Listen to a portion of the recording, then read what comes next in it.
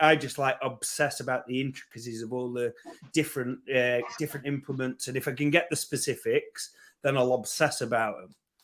But say you've done some, say the SCL comps all abroad or whatever, and you don't know till the fucking day, like what you're going to be using or what the ground's going to be like. So I'm pretty sure every SCL comp I've done when we've had a log, it's been a different diameter log, and it makes the whole rack position changes, doesn't it? When you've got a different diameter, because you can keep you even length further back if it's a wider log, or like it definitely is something that I would in the future as well. Still, if I know I can train on different types of kit, train on as much different types of kit as you can, because you don't want to go into anything blind. You need to get used to every different like type of kit, like the diameters and stuff.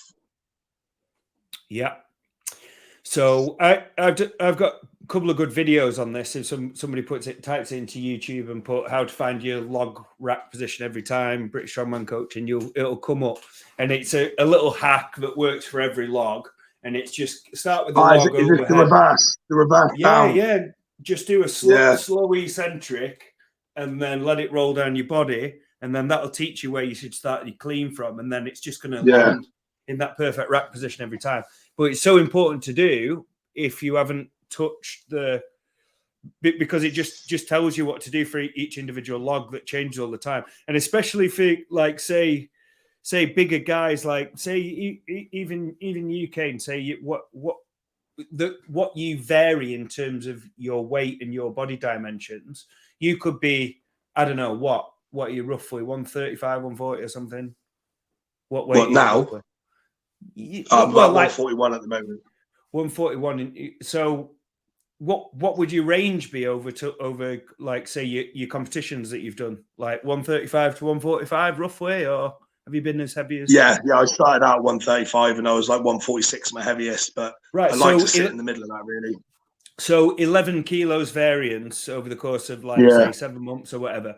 So 11 kilos, your ideal positions on log are going to be fucking completely different on the same log. It's going to change subtly but significantly. So you need to know how your technique changes and how you can optimize your technique for these individual pieces of kit. So yeah, the thing that you can do a big thing to look out for on farmers as well is like how far away the pins are, because what a difference this can make in terms of how far you're striding out. Because you might find that you may not realize that your farmers at your comp are a little bit shorter than your ones in trading. You go to stride out and then you're fucking clipping your heels. But then you might go to another comp and your handles are where the plates are further apart and you're short stepping it because of your farmers that you train with, and you're missing the opportunity to stride out, and you could be going faster. So in my opinion, the best way to deal with this is, providing that you look at your data and like using the example before of doing, say, 6 sets of 20 meters and watching your times get better. Like if your times are getting better over the course of 5 or 6 sets in training, don't be fucking afraid of getting some decent warm-up sets in on comp day. And you see it like literally at every level, everybody's shit scared of warming up. Like on farmers, it's a sprint. If you're doing 150, if you're doing 160, you're doing 170 farmers. It's a fucking sprint. So you should be warming up fast with 130s, 140s, 150s. You know you can recover. But what we often see people doing, people will just do pickups and just grip it or do a few deadlifts with it. It's a joke. Yeah. They're not warming up what they're supposed to be doing.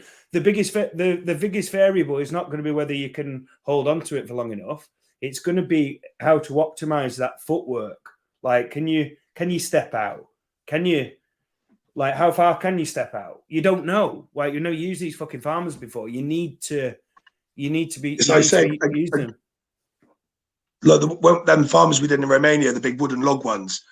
The implement itself was about a foot wide, and then you think your handles are in the middle of that, so it was beating off your legs. So even when we were like getting ready for it, they had to get the equipment from like the van or whatever it was, wherever they kept it, to where it actually was where we were starting.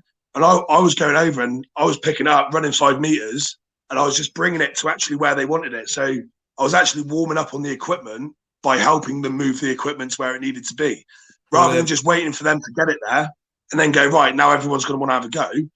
No one else wanted to fucking carry it from the van to the fucking venue. So I was like, fuck it, I'll do it. And I got about 4 or 5 runs in for about 5 meters, just moving it to where they needed it to be. And whereas stuff everyone like else was sort of like stood over the side waiting for it to be brought over. So I was getting that extra experience on it because it was big. And you can make those sort of little tweaks, like those big ones. Like I've only used them a couple of times, but a thing that I found when it wasn't crazy heavy, I found that I think it did actually hold that. I always hold the farmers at the front, so maximal, but I think I held these at the back, held these towards the back. Let the really long ones, let the front ends touch, and it almost like a frame, like a triangle frame. And then because I was holding at the back, it created space where I could move my feet a little bit better in the little triangle. Yeah. But anyway, like little things like this, you can only do by actually trying it and exposing it. What I would say for general training phase would be, and a thing that if anybody watches my training on Instagram and stuff like that, like when I'm not prepping for a comp specifically and I'm just doing like say training log or training axle, like literally I'll be changing every main session. I'll be changing the variation of like say I'll be doing like say a JT log from pads. Next week I'm doing an 11-inch log from the blocks, or the next week I'm going on the lifting platform. Next week I've picked a bit of fucking wet AstroTurf that I'm doing my log jerks on, so I know that I can't rely on, like, I'm just changing up the scenario. I'm doing a smooth axle. Well, it's like you say, that takes us back to the log in Romania where it was a waterlogged fucking gravelly floor. It was an uneven floor. All I'd ever done is train indoors on a hard surface, and now I'm outdoors on a soft surface, and it fucking cost me points. Yeah. That's the thing that you referred to before as well about we're doing the log outside. You do log outside. Sunglasses are getting used to sunglasses is a big thing. I think really beneficial. Yeah. But if you just I don't know if you did it where I've done it where I know I've been logging outside. The last few sessions, you feel like a twat doing it, but in the gym, I've been wearing my sunglasses and I've been like doing log underneath like a bright LED light to try and mimic being the outdoor conditions. That's just being like as specific as possible with what you've got there, isn't it? Yeah. Like if you're going to be outside in the sun, doing it under the light with your shades on the inside, it's just you try to recreate the space that you're going to be in, aren't you? Yeah, because I've done it before where I've just like been like, right, well, it's sunny on the day, so I wear my sunglasses on the day, but then I've gone to wear my sunglasses on the day, and then I felt like my depth perception's all out. It's just weird. Yeah. So then I've just got used anyway.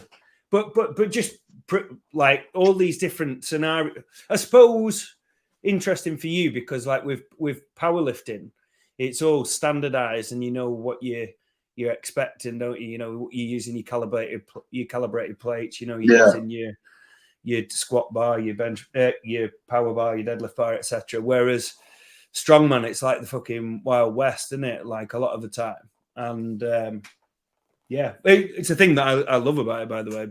But yeah, you can definitely benefit from both ends. Like, say, someone like me coming from the standpoint of breaking it down and being all intricate and getting all the dimensions of the competition. And then there's like you on the other end where just be fucking strong as fuck and just turn up on the day and, and that's what you've done sometimes. And even though that we would ideally prepare all the kind of eventualities and the specifics, like, just being strong is really, really important, isn't it? There's been times going into some of these SEL comps when I haven't even been given the events until we're like 5 days out or or a week out or something. So then it's like you can't even train specifically for a competition. So you are just turning up on the day, but then everyone else is in the same boat as well. So it is part of it is about just being strong all the time, isn't it? You can't always have everything perfect. Yeah, and it's not always going to be like that. So you got to learn to adapt quickly. Yeah, I think that's why it's been a good partnership so far, is because like you come from that background of like just being really, really, really strong and wanting to get more kind of technical with the events and stuff. Whereas like don't get me wrong, like I am getting strong. I am stronger than most people. Don't get me wrong, but like I started winning comps when I was like, fucking hell, I'm not even like I'm probably the weakest guy here, and I'm beating people because I'm You're efficient. Exactly, like yeah. So, but obviously, if you can marry them both together, like because you see it right at the top level. You see the guys that even you learning, like say the little like technical tweaks and tips and stuff that you've. Once you learn them, you can't really unsee them anymore. And you'll see that, oh, fuck me, why doesn't so-and-so just go and do this? Like, and he could lift another, like, could easily put 20 kilos on his log if he does this. So he's pressing it out there or whatever. Like, but yeah, marrying them both up together is just